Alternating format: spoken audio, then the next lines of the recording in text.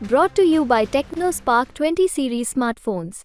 I'm superhuman.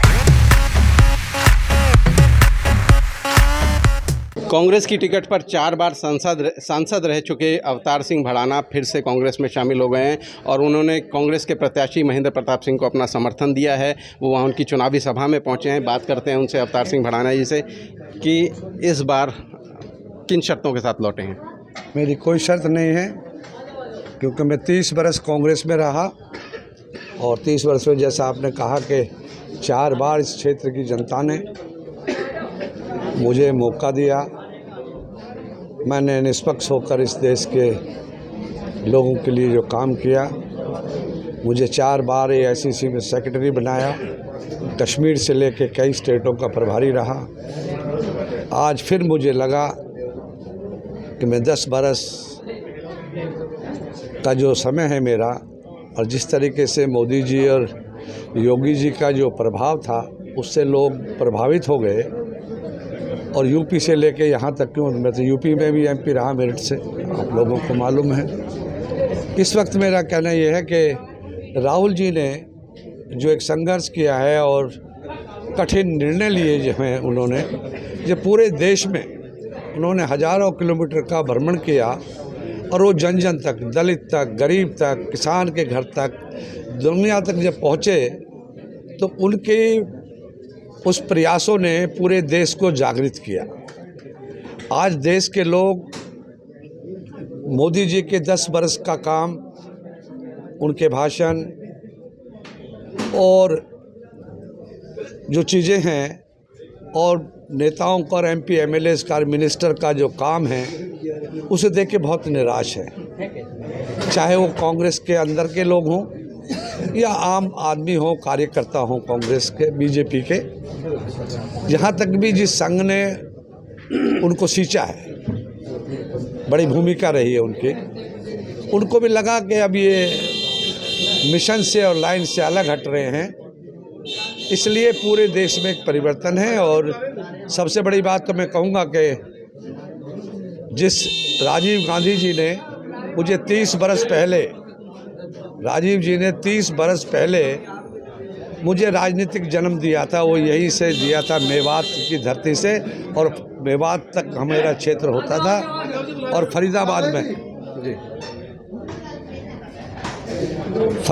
में रात को 1:30 बजे, आप जब बच्चे थे, जब देखते थे राजीव गांधी जी रात को 1:30 बजे उन्होंने यहाँ मीटिंग की और मुझे एक राजनीतिक जन्म दिया।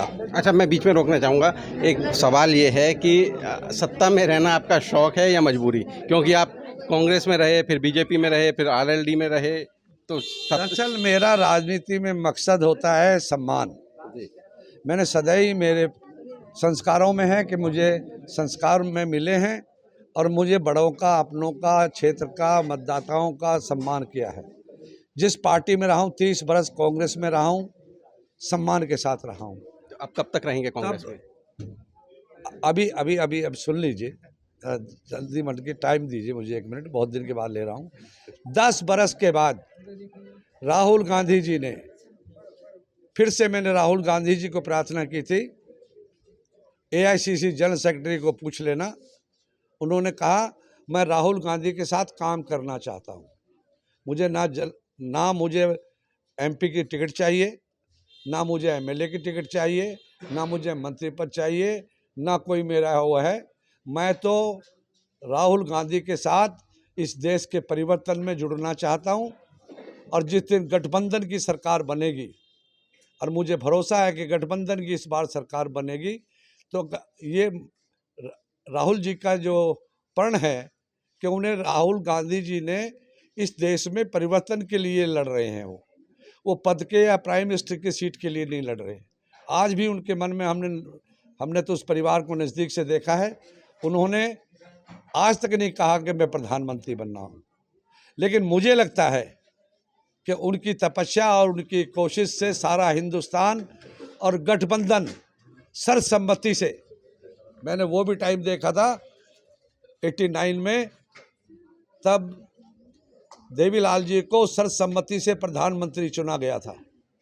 लेकिन प्रधानमंत्री जी ने मोदी अपने देवीलाल जी ने वीपी सिंह को सारी सर्वसम्मति से उनको लीडर चुना गया था पीएम का, लेकिन उन्होंने वीपी सिंह को दिया था। सारे मुझे गठबंधन पर भरोसा है कि पूरा गठबंधन राहुल जी को सर्वसम्मति से प्राइम मिनिस्टर का कैंडिडेट बनाएंगे, ऐसा मेरा कहना है। अच्छा, आखिरी सवाल कि इस बार चुनाव आप हरियाणा से लड़ेंगे, यूपी से लड़ेंगे या कहीं और से लड़ेंगे? मैं कहीं चुनाव लड़ेंगे नहीं लड़ेंगे राहुल जी पर छोड़ दिया। मुझे सिर्फ ड्यूटी चाहिए, जितना बचा हुआ मेरा जीवन का समय है मैं राहुल जी के साथ काम करने के लिए आया हूँ। जनरल सेक्रेटरी को पूछना कि उन्होंने क्या कहा, मैंने ये कहा सिर्फ काम करना चाहता हूँ। तो राहुल जी ने ये कहा कि इनको फिर वापस हरियाणा और गुड़गांव और फरीदाबाद की ड्यूटी संभाल दीजिए इन्हें, और ये दोनों सीटें जीतकर लाएगा। राजीव गांधी जी ने इनको लड़ाया था, ये जनरल सेक्रेटरी को कहा कि वो बहुत इनको चाहते थे, और उन्होंने रात को 1:30 बजे तक 5 मीटिंग की थी। उन्होंने अमेठी में कभी 5 मीटिंग नहीं। तो मैं उस अपने परिवार में वापसी हो गई, उस परिवार में सम्मान से रहूँगा, सदैव देखा है। मुझे बीजेपी में मोदी जी ने और अमित जी ने बहुत उम्मीदों से मेरे से मिलकर मुझे प्रभावित किया, और फिर मुझे बड़ा सम्मान देने की बात कही थी, लेकिन वहाँ मुझे सम्मान नहीं मिला, अपमान होने लगा। तो मैं किसानों के आंदोलन में इस्तीफा देकर चला आया।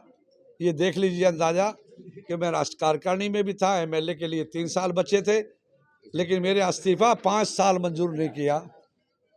आज बीजेपी को देश की राजनीति का तो मालूम नहीं, लेकिन हरियाणा की राजनीति का मुख बीजेपी का फरीदाबाद से मुख जनता का मन जो था वो बीजेपी से मोड़ दिया है। और हम ये फरीदाबाद गुड़गांव के दोनों क्षेत्रों में मेरी ड्यूटी है, और मैं रात और दिन उनके बीच गया हूँ। मैं 100% कहूँगा कि हम अच्छी वोटों से चुनाव जीतेंगे। तो ये थे हमारे साथ अवतार सिंह भड़ाना, जो कि अब कांग्रेस में लौट आए हैं। इनका कहना है कि इस बार इनका मकसद सिर्फ कांग्रेस को मजबूत करना है। हालांकि जब उनसे ये पूछा गया कि वो चुनाव कहां से लड़ेंगे, तो उन्होंने कहा फिलहाल उनकी ड्यूटी चुनाव जिताने की है, जिस पर वो काम कर रहे हैं। हरियाणा तक के लिए फरीदाबाद से सचिन गौड़।